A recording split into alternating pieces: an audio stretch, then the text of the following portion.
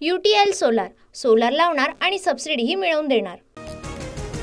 एक देश एक निवडणूक विधेयकाला केंद्रीय कॅबिनेटमध्ये मंजुरी, पुढील आठवड्यात विधेयक सादर होण्याची शक्यता, सूत्रांची माहिती।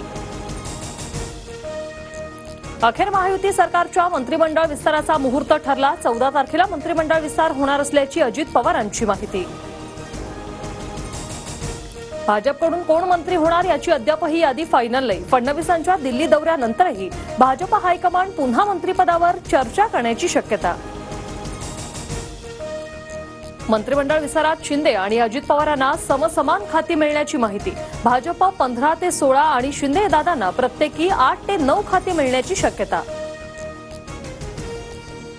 गृह आणि अर्थ भाजपकडे राहणार असल्याची सूत्रांची माहिती, सार्वजनिक बांधकाम आणि महसूलवर अजित पवारांना झुकतं मात, तर नगरविकास खात्यासाठी शिंदेंसह दादा गटही आग्रही। शिंदेंच्या शिवसेनेच्या 3 मंत्र्यांना डच्चू मिळणार, सूत्रांची माहिती, अब्दुल सत्तार, तानाजी सावंत, दीपक केसरकरांना मंत्री करण्यास पक्षातूनच विरोध असल्याची माहिती। शरद पवारांच्या वाढदिवसानिमित्त दिल्लीतील निवासांनी अजित पवारांची भेट, सुनेत्रा पवारांसह भुजबळ आणि प्रफुल्ल पटेलांकडून शरद पवारांना वाढदिवसाच्या शुभेच्छा। निर्ढावलेले लोक चिखलफेकीनंतर शुभेच्छा द्यायला आले, पवारांच्या वाढदिवशी आलेल्या अजित पवार, तटकरे, भुजबळांवर संजय राऊतांचा निशाणा। अजित पवार शरद पवारांना भेटायला गेले, यामागे कारण असू शकतात। शरद पवार आणि अजितदादा एकत्र येतील असं जाणकार सांगतात, शिंदे गटाच्या संजय शिरसाट यांची प्रतिक्रिया। उद्योगपती गौतम अदानींनी शरद पवारांची दिल्लीतील निवासांनी घेतली भेट, वाढदिवसानिमित्त पवारांना दिल्या शुभेच्छा।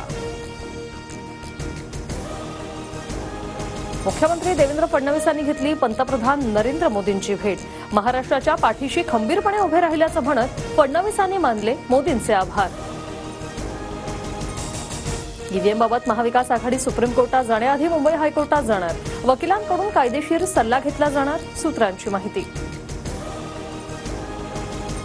ईव्हीएम असेपर्यंत मी निवडणुकीला उभा राहणार नाही, ईव्हीएमच्या माध्यमातून मी कधीही मतदान करणार नाही, शरद पवार गटाचे आमदार उत्तम जानकर यांची मोठी घोषणा। परभणीत माथेफिरूने केलेल्या घटनेचा निषेधच, पण आरोपीला अटक केल्यानंतर हिंसा होणं योग्य नाही, परभणीतील तोडफोडी प्रकरणी मुख्यमंत्री फडणवीसांची प्रतिक्रिया। सरपंच संतोष देशमुख यांच्या हत्येच्या निषेधार्थ उद्या बीड शहर बंदची हाक, सर्वपक्षीय नेते आणि सर्व समाजांच्या वतीने बंदचं आवाहन। लातूरच्या बुधोडा गावातील 25 शेतकऱ्यांना वक्फ ट्रिब्युनल न्यायाधिकरणाकडून नोटीस, 150 एकर जागेवर दावा, तर शेतकरी वकिलांमार्फत नोटीसला उत्तर देणार। अमरावती, भिवंडी, छत्रपती संभाजीनगरात एनआयएची छापेमारी, पाकिस्तानमध्ये देशविरोधी संघटनांशी संपर्क असल्याचा संशय, 2 जण ताब्यात। बनावट औषध कंपनीच्या गोळ्या औषधांचा साठा पुण्यातल्या ससून रुग्णालयातही पोहोचला, खबरदारी म्हणून संबंधित गोळ्यांचं वाटप बंद, तपासणीसाठी औषध साठा अन्न औषध प्रशासन विभागाकडे सुपूर्द। मराठवाड्यात नांदेड पाठोपाठ धाराशिव जिल्ह्यात बोगस औषध साठा आढळला, नांदेडमध्ये 1,28,000 तर धाराशिवमध्ये 14,790 गोळ्या सील।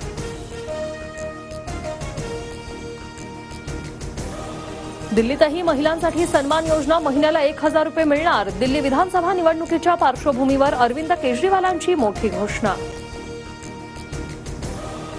छत्रपती संभाजीनगरात जानेवारीच्या पहिल्या किंवा दुसऱ्या आठवड्यात भाजपचं महाअधिवेशन, मोदी आणि फडणवीसांच्या उपस्थितीत महाअधिवेशन होणार। 4 आणि 5 जानेवारीला शरद पवार गटाची महत्वाची बैठक, स्थानिक स्वराज्य संस्थांच्या निवडणुकीच्या तयारीबाबत चर्चा होणार, गाव पातळीपासून राज्य पातळीपर्यंत सर्व नेते सहभागी होणार। रत्नागिरीतील जयगडमधील जिंदाल कंपनीत टाक्यांचं काम सुरू असताना वायुगळती, 35 ते 40 विद्यार्थ्यांना श्वसन आणि उलट्यांचा त्रास, जिल्हा शासकीय रुग्णालयात उपचार।